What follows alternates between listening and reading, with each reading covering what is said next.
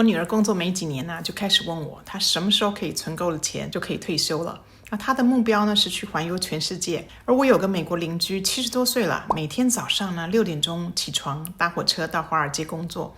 他不是缺钱哦，他是热爱他的工作，不想退休闲在家里。他正是符合了我父亲常说的那句话：工作是道德，忙碌是幸福。在美国有个好处呢，只要老板不开除你，你自己不想退休还能继续做下去，他们也不会因为年龄的关系就强迫你退休。但是现在很流行的一个名词叫 FIRE 不是火的意思啊，它是 Financial Independence Retire Early 的缩写，也就是财务自由提前退休。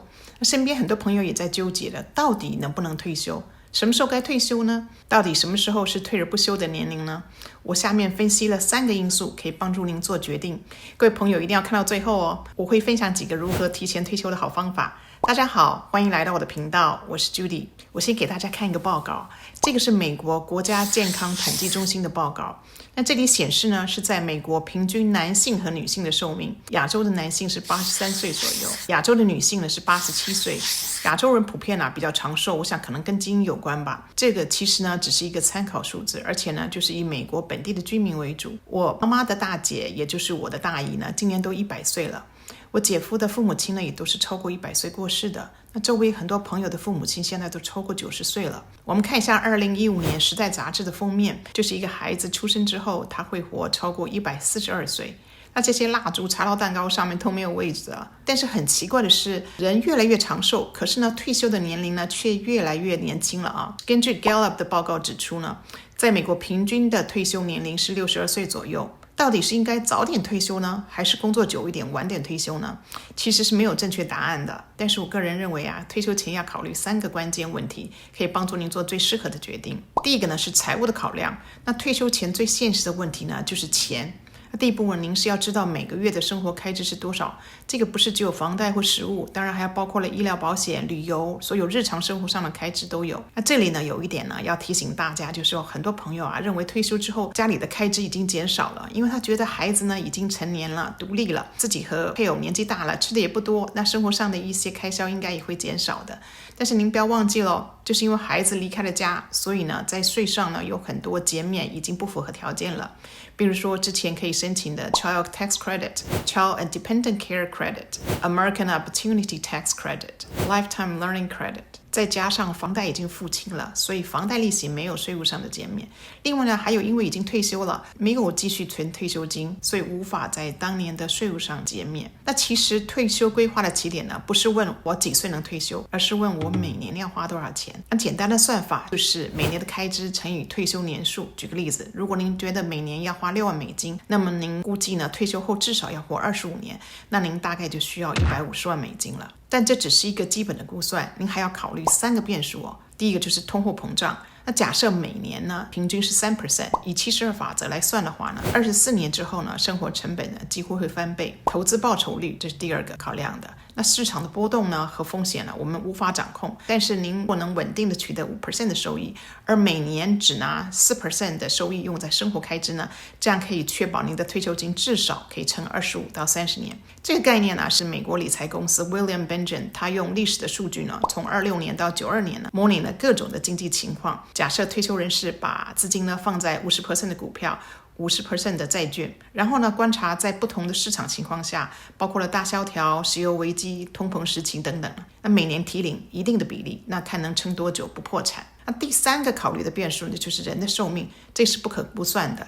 其实现代人都长寿，我们前面提到的呢，其实25年呢是保守的估计了。另外还要注意的一点就是，如果您选择了提前退休，那还没有达到社安金，也就是他们的 full retirement age， 一般来说是67岁，还有未达到申请联邦医疗保险的年龄，那么您需要自己计划如何补足这段时间的收入与医疗保险。那可以考虑用投资收益、年金、现金储备或者是经济收入呢，来衔接这几年没有健康保险又没有收入。那这几年其实反而是风险最高的阶段。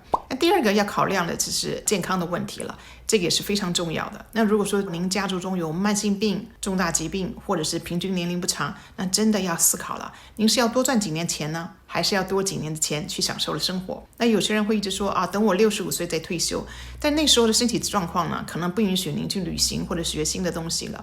如果您发现自己的健康正在下滑，压力过大，早期睡眠不足，那么提早退休或是半退休呢，可能反而是更聪明的选择。毕竟退休呢，它不是结束，它只是换一种更自在的方法生活。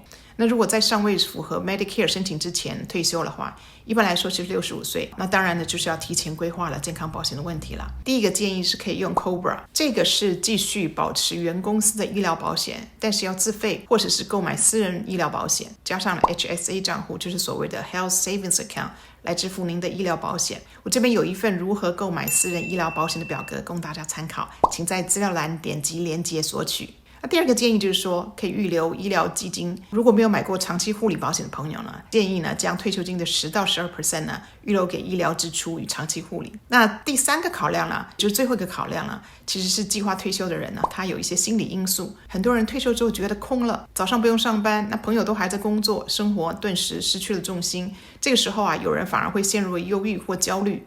我有个朋友75岁了，还在自己创立的公司上班，而且还常常出差。他因为看到周边的朋友呢提前退休而生活空洞，怕失去了重心，所以他也很害怕自己退下来之后呢就不知道自己要做什么了。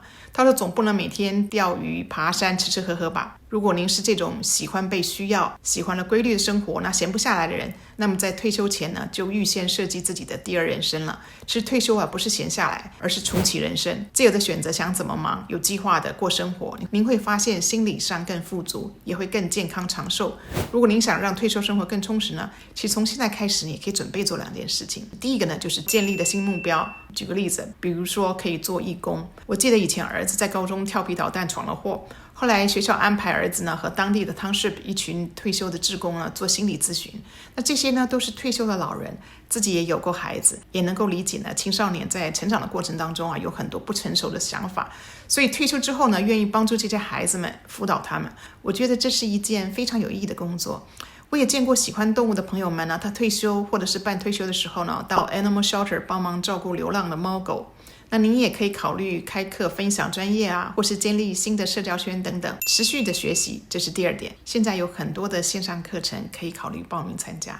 那学习新的技能呢，或者是培养一个新的爱好，比如像我大姐她半退休之后特别喜欢摄影，那更迷上了 AI， 所以呢把我变成了一个美丽的巫婆了。那他的朋友现在争先恐后的请他拍照。我前面说过了，影片的最后呢，我会分享几个提前退休的方法。那这些方法呢，都是我实操经验，或者是看到身边的朋友采用过的有效办法，希望能帮助观看这个影片的朋友提前退休，过上自己想过的生活。收入来源是提前退休第一个现实考量，所以想要退休的话，一定要加速退休金的增长。可以考虑呢，平常利用晚上或周末的时间做副业，比如说做家教，或者是做房地产买卖，或者是做保险经纪人，也可以像我这样做 YouTuber。